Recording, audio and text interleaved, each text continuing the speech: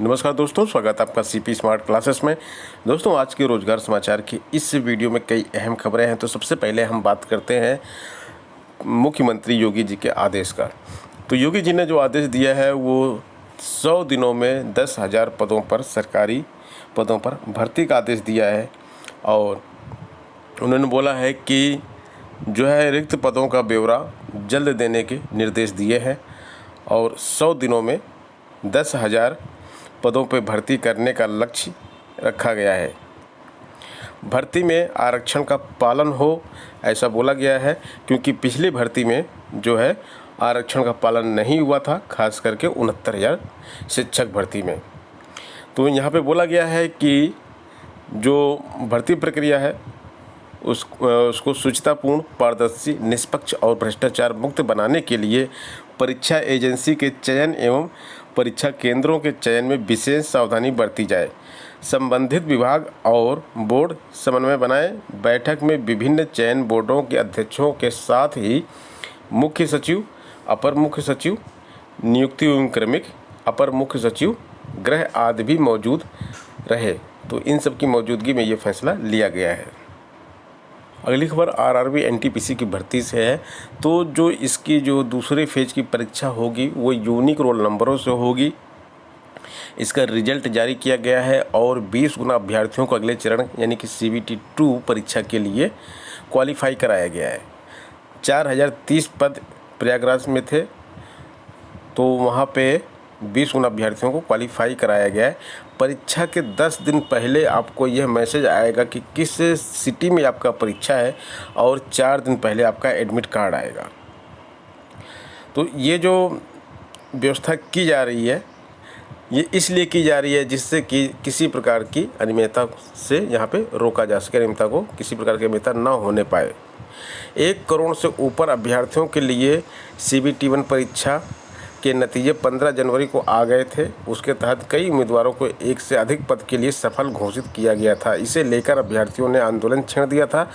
छात्रों की मांग थी कि CBT 1 के प्रदर्शन के आधार पर 20 गुना यूनिक उम्मीदवार चुने जाएं। अब आरआरबी ने संशोधित परिणाम जारी किया है। बोर्ड ने एनटीपीसी CBT 1 के लिए संशोधित स्कोर कार्ड डाउनलोड लिंक भी एक्टिव कर दिया है। यूपीपीएससी अभ्यर्थियों को मौका देने पर विचार करने के निर्देश दिए हैं सुप्रीम कोर्ट ने। केंद्र सरकार को बोला है कि आप इस पर विचार कीजिए। कोरोना से संक्रमित होने के बाद मुख्य परीक्षा में शामिल नहीं हो पाए थे छात्र, तो उनको एक अतिरिक्त अवसर दिया जाए। संसदीय समिति की रिपोर्ट में सिफारिश भी की गई है। संसदीय समिति ने अपनी रिपोर्ट में कहा था कि कोरोना के दौरान छात्रों को कठिनाइयों का सामना करना पड़ा। इसे ध्यान में रखते हुए सरकार को अपना विचार बदलना चाहिए और उन्हें अतिरिक्त मौका देना चाहिए। हालांकि सरकार अपना फैसला पहले सुना चुकी है, वो अतिरिक्त मौका देने के मूड में नहीं है। तो एक बार फिर से ये अपील की गई है। अब देखते हैं इसमें आगे क्या होता है। उत्तर प्रदेश लोक सेवा आयोग की नई भर्तियों में पुरानी व्यवस्था को लागू करने की मांग अब तेज हो गई है। गुरुवार को आज़ाद पार्क पर प्रतियोगियों की सभा में मुद्दों पर चर्चा हुई। इसमें जनप्रतिनिधियों को ज्ञापन देने, इंटरनेट मीडिया में मुहिम चलाने व मुख्यमंत्री को पत्र लिखने का निर्णय हुआ। प्रतियोगी महेंद्र कुमार का कहना है कि आयोग की कार्यप्रणाली शीघ्र न बदली गई तो अध्यक्ष के खिलाफ आर पार की लड़ाई छेड़ी जाएगी। दीपक शर्मा ने कहा कि PCS में हिंदी व अंग्रेजी कापियों का मूल्यांकन संबंधित विषय के विशेषज्ञ से कराने समेत कई मांग है, जिसे पूरा कराने को प्रतियोगी प्रतिबद्ध है। यूपीपीएससी में दूसरे दिन भी आयोग में CBI दस्तावेज खंगाल रही थी। जांच एजेंसी की स्टेटस रिपोर्ट आने के बाद ही स्पष्ट होगी स्थिति कि इसमें क्या हुआ। कई इसमें ऐसी भर्तियां थी जिनके ऊपर हमेशा प्रश्न चिन्ह लगा रहा कि इसमें धांधली हुई है, लेकिन अभी तक किसी भी प्रकार की जांच में कुछ भी नहीं आया। हम यहाँ पे बात कर रहे हैं समीक्षा अधिकारी RO परीक्षा की 2013 वाली, लोअर सबऑर्डिनेट परीक्षा 2013, PCS जे परीक्षा 2013। गड़बड़ी के सुराग इनमें मिले हैं। इन 3 परीक्षाओं को लेकर CBI की ओर से प्राथमिक जांच भी दर्ज की जा चुकी है। वहीं PCS 2015 और अपर निजी सचिव APS 2010 में मिले धांधली के सबूतों के आधार पर FIR दर्ज हो चुकी है। हालांकि इनमें से किसी भी मामले में CBI ने अब तक किसी के खिलाफ कोई सीधी कार्रवाई नहीं की है। बीएड प्रवेश परीक्षा कराने की जिम्मेदारी रुहेलखंड विश्वविद्यालय को दी गई है। 1 से 7 जुलाई के बीच परीक्षा होगी। 5 अगस्त को परिणाम जारी कर दिया जाएगा। इससे पहले लखनऊ विश्वविद्यालय ने इस परीक्षा को करवाया था। उत्तीर्ण छात्रों की काउंसलिंग 10 से 25 अगस्त के बीच कराई जाएगी। बीएड का नियमित सत्र 29 अगस्त से शुरू कर दिया जाएगा। उच्च शिक्षा मंत्री ने बताया कि सामान्य वर्ग और पिछड़े वर्ग के विद्यार्थियों के लिए परीक्षा शुल्क अभी 1500 रुपये और SC/ST के अभ्यर्थियों के लिए 750 रुपये है। उन्होंने बताया कि इसमें करीब 1/3 की कमी की गई है। अब सामान्य, पिछड़े वर्ग और राज्य के बाहर के अभ्यर्थियों का शुल्क करीब 1000 होगा और विलम्ब शुल्क के साथ 1600 रुपये निर्धारित किया गया है। SC/ST अभ्यर्थियों का परीक्षा शुल्क करीब 500 रुपये और विलम्ब शुल्क के साथ 800 रुपये किया जाएगा। प्रवेश परीक्षा में उत्तीर्ण छात्रों की काउंसलिंग शुल्क को भी 1000 से घटा के 650 रुपये कर दिया गया है। सरकारी नौकरी लग जाने के बाद कई बार स्थितियाँ ऐसी आ जाती हैं कि अभ्यर्थी कार्यभार तुरंत ग्रहण नहीं कर सकता है। तो पहले इसमें 1 महीने का समय दिया जाता था, अब इसमें समय ज़्यादा दे दिया गया है। अब यहाँ पे एक विस्तार भी मिल जाएगा आपको। तो यहाँ पे लिखा है, प्रथम नियुक्ति आदेश की प्राप्ति के 6 माह के बाद कार्यभार ग्रहण न करने पर चयनित अभ्यर्थी का नियुक्ति आदेश स्वतः निरस्त हो जाएगा। शासन ने इस संबंध में दिशा निर्देश जारी किया है। एक्चुअली क्या किया है, इन्होंने पहले 5 माह का समय दिया है और उसको 3 माह के लिए आगे भी बढ़ाया जा सकता है।